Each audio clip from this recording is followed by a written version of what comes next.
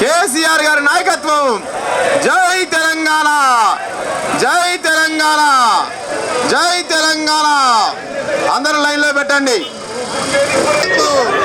జై తెలంగాణ, జై తెలంగాణ. కేసీఆర్ గారి నాయకత్వం.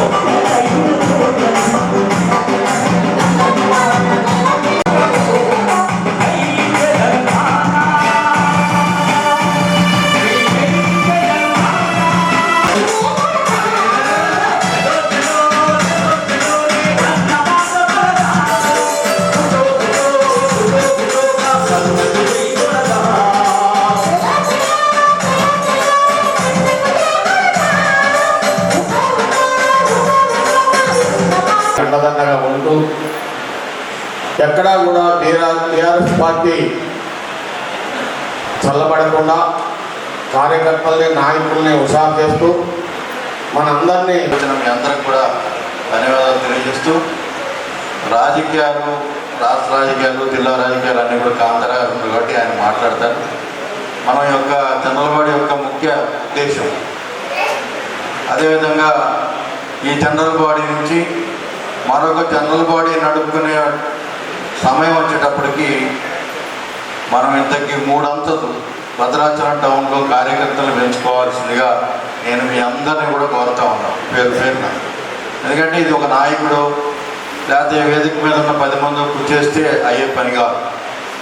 మీరు అందరూ కూడా మీరున్న కాలనీల్లో మీరున్న కార్యకర్తలందరూ కూడా అక్కడున్న ప్రజల్ని వాళ్ళ సమస్యల్ని క్రోడీకరించుకొని వాళ్ళ సమస్యల్ని పరిష్కారం చేస్తే ఆ కాలనీలో ఉన్న ప్రజలందరూ కూడా మన వైపు మొగ్గు చూపుతారనే ఒక ప్రధాన ఉద్దేశంతో మీ అందరికీ కూడా చెప్తాం. వాళ్ళ జనరల్ బాడీ అంటే మనం ఏదో ఉపన్యాసం చెప్తే ఉపన్యాసకులు ఉంటారు, కొద్దిగా రాష్ట్ర రాజకీయాలు, దేశ రాజకీయాలు మనం ఎట్లా ముందుకు పోవాలని చెప్పే దాంట్లో కాంతారా గారు ఉంది, ఇక్కడ ఇంకా అనేక మంది పెద్దలు ఉన్నారు.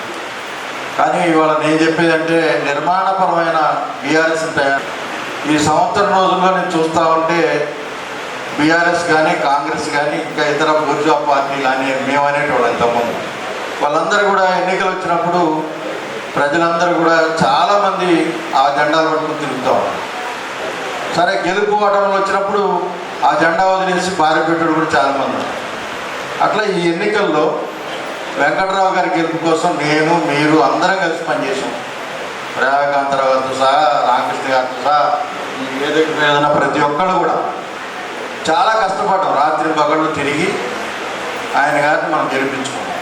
ఆయనకు అధికారం అటు వచ్చేటప్పటికి నేను ప్రజల కోసం, ప్రజల సమస్యలు తీర్చేదానికోసం పోతానని చెప్పి ఆయన పోయాడు.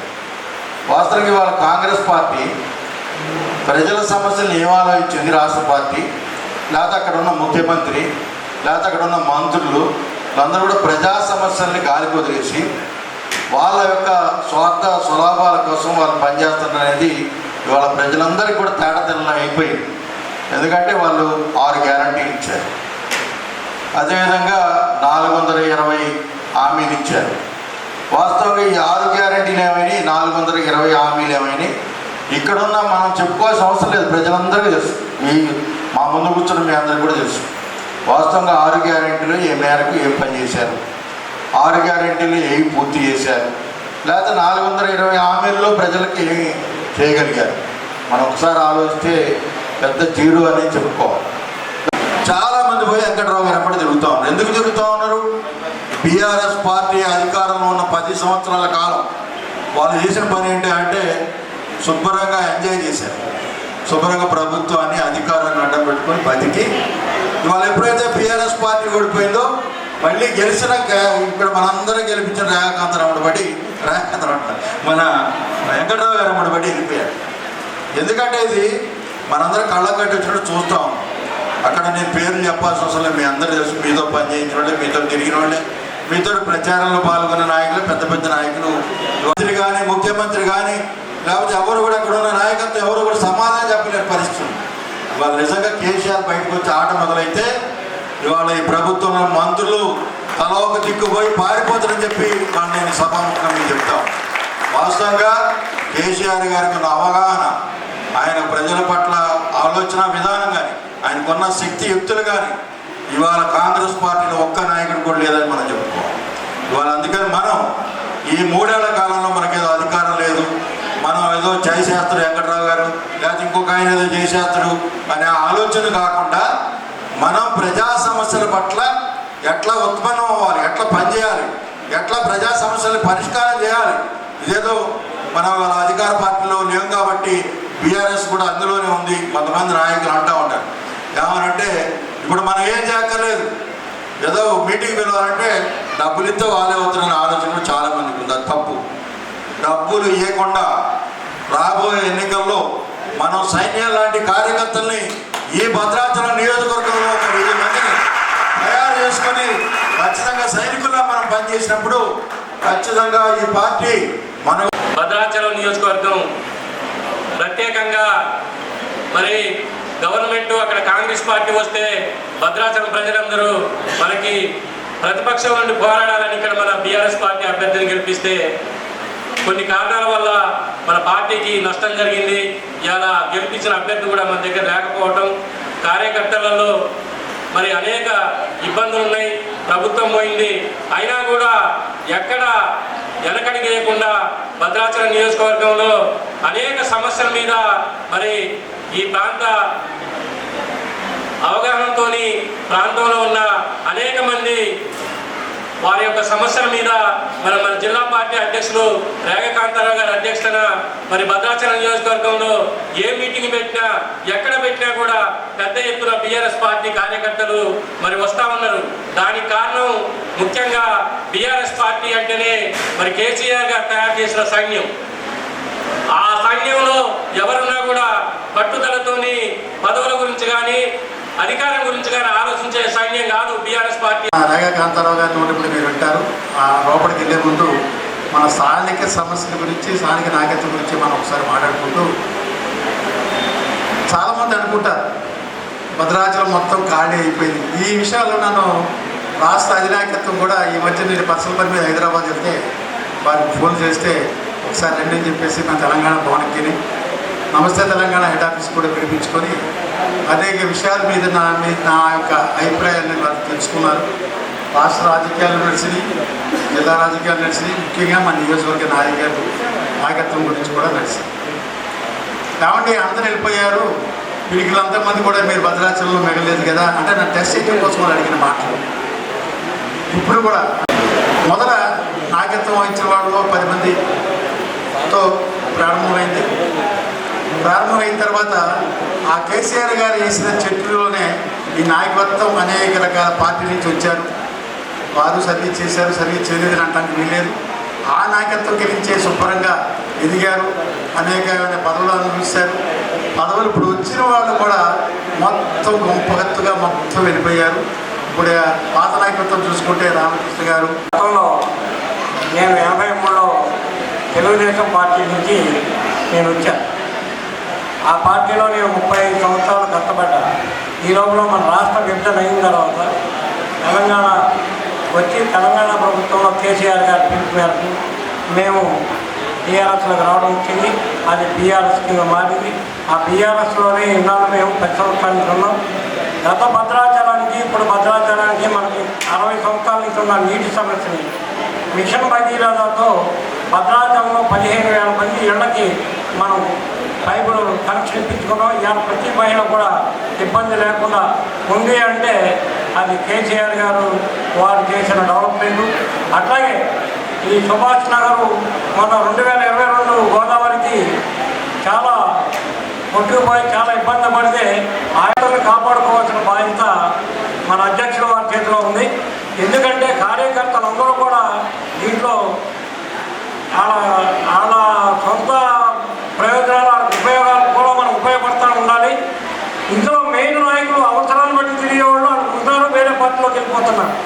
పాపం చాలామంది కార్యకర్తలు ఇల్లు లేని వాళ్ళు ఉన్నారు, ఇబ్బందులు పడేవాళ్ళు ఉన్నారు, మన కోసం తిరిగేవాళ్ళు ఉన్నారు, వాళ్ళు అనుకుంటున్నారు. అధ్యక్షులు వారు దయచేసి వాళ్ళకి డబుల్ బెడ్రూమ్ ఇళ్ళు కానీ అవి ఇప్పిస్తారనే ఉద్దేశంతో పాపం మనం అనుకుని ఉన్నారు. ఈసారి నెక్స్ట్ మన ప్రభుత్వం వస్తే వాళ్ళకి హామీ ఇచ్చి వాళ్ళు మన కార్యకర్తలను మీరందరూ ఆదుకుంటారని, అట్లాగే ఈ సభాముఖంగా మేము ఎప్పుడు కూడా ఈ పార్టీకి ఆహర్నిశలో పనిచేస్తామని, ఈ పార్టీని మళ్ళీ గెలిపించే బాధ్యత మాదని. త్వరలోనే ఉప ఎన్నికలు వస్తాయి మనకి. భద్రాచలానికి తప్పనిసరిగా ఉప ఎన్నిక వస్తుంది. మళ్ళీ మనం టీఆర్ఎస్ని గెలిపించుకుందాం.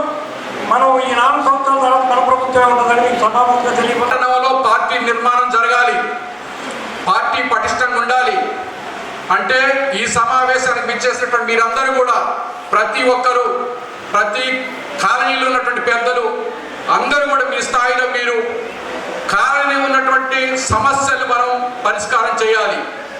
పరిష్కారం చేయాలంటే మీ నుంచి సమాచారం రావాలి.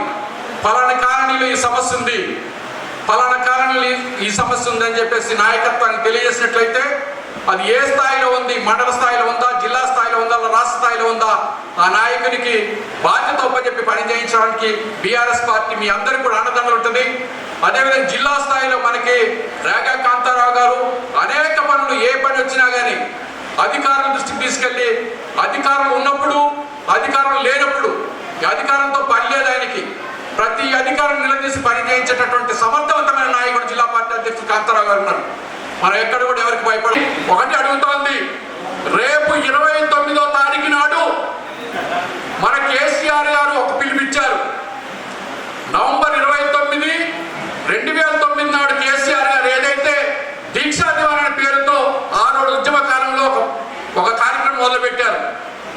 ఆ కార్యక్రమం ఈ రోజు 29 నాడు జిల్లా కేంద్రంలో రేగా కాంతారావు గారి నాయకత్వాన్ని మొదలవుతుంది. అదే మొదలుకొని ఇవాళ కాంగ్రెస్ పార్టీని వాళ్ళు ఏదైతే చెప్పారో, ఎన్నికల హామీలు ఇచ్చారో వాటినన్నింటినీ కూడా అమలు చేసే విధంగా నిలదీయడానికి మనందరం కూడా సిద్ధంగా ఉండాలి. అవి అమలు చేసే వరకు కాంగ్రెస్ పార్టీని నిలబోనీయమని చెప్పేసి సభలకు ఎన్నికల తర్వాత చాలా రోజులు కాలం తర్వాత పార్టీని పునర్నిర్మాణం చేయాలి. జిల్లా వ్యాప్తంగా అన్ని మండలాల్లో కొంత ఓటమి పాలైన తర్వాత కార్యకర్తల్లో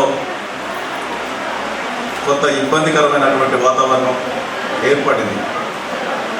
గతంలో ఎన్నడూ కూడా మనం 10 సంవత్సరాలు పరిపాలన చేసినప్పటికీ కూడా కక్షపూరితమైనటువంటి రాజకీయాలు చేయలేం.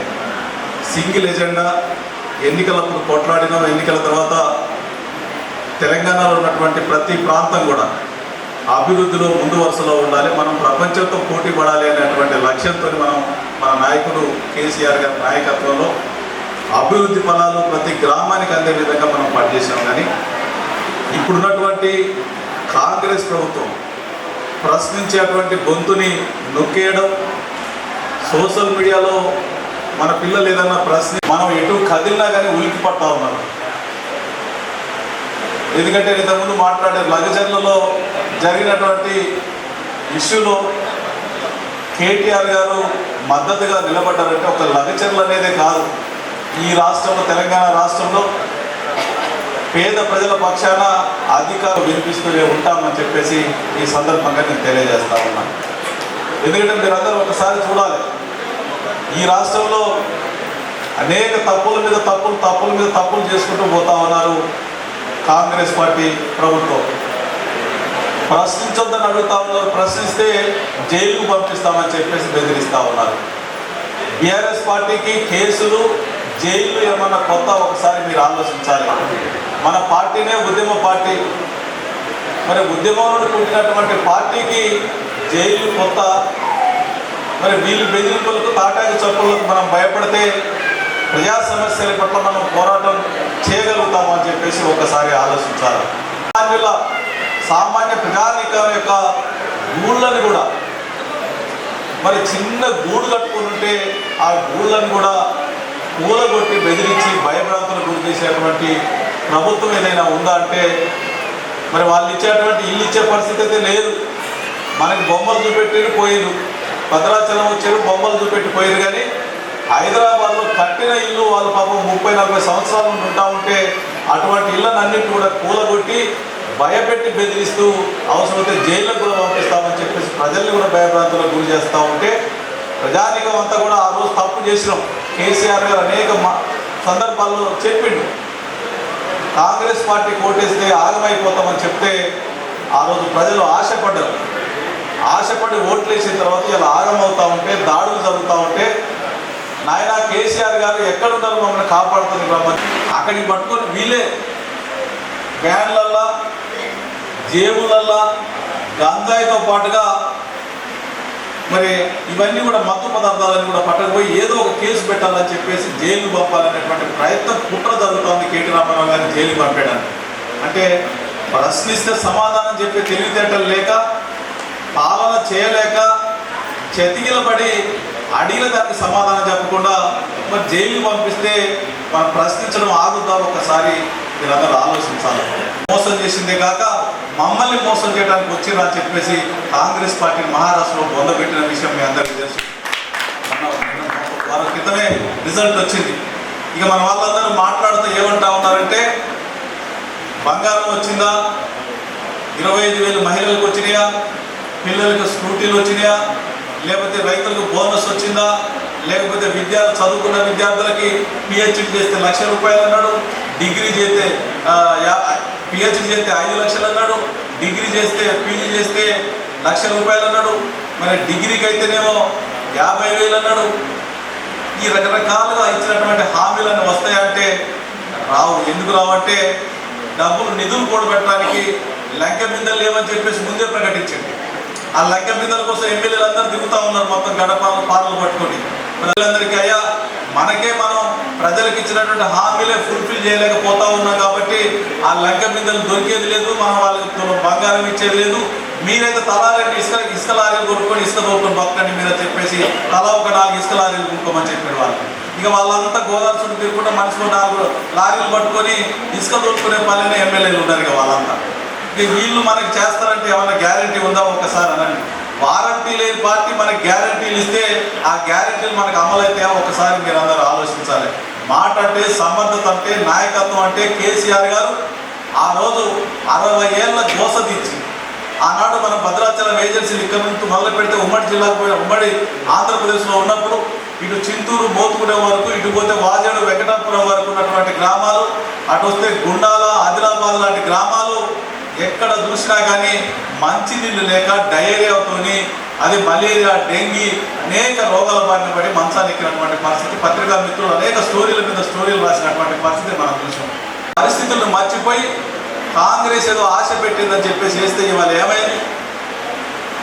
కొండ నేలకు మందు పెడితే ఉన్న నెలకు మందు పెడుతున్నట్టు, ఏదో కొండ నేలకు మందు పెడితే ఉన్న నేల కూలిపోయినట్టు అయింది పరిస్థితి. మరి ఆ రోజు ఉన్నటువంటి పరిస్థితులు ట్యాంకర్లు పెట్టి ఎక్కడికో బండ్లు కట్టుకొని పోయి తీసుకొచ్చినటువంటి పరిస్థితులు ఇవాళ మరి ఉన్నాయా ఈ రాష్ట్రంలో? ప్రతి కుగ్రామంలో ప్రతి ఇంటికి మంచి ఇల్లు ఇచ్చి చరిత్ర సృష్టించినటువంటి గౌరవనీయులు కేసీఆర్ గారు. ఇది ప్రభుత్వం అంటే, ఇది పాలన అంటే. అడ్డుగోలి హామీలు ఇచ్చారు. ఆ రోజు 24 గంటల కరెంటు లేదు. ఆ రోజు ఈరోజు 24 గంటల కరెంటు ఇచ్చినాం. మొన్న దాకా మనం కరెంటు లేకపోతే ఆ రోజు ఉన్నటువంటి నాయకులు కరెంటు తీగల మీద బట్టలు ఆరేసుకోవడానికి పనిచేస్తాయంటే బట్టలు ఆరేసుకోవడానికి పనిచేస్తున్నటువంటి తీగలకు 24 గంటల కరెంట్ ఇచ్చి రైతాంగాన్ని ఆదుకున్నటువంటి ప్రజల్ని ఆదుకున్నటువంటి మహానేత కేసీఆర్ గారు కాదని ఒకసారి ఆలోచించాలి. ఇవాళ ఎందుకు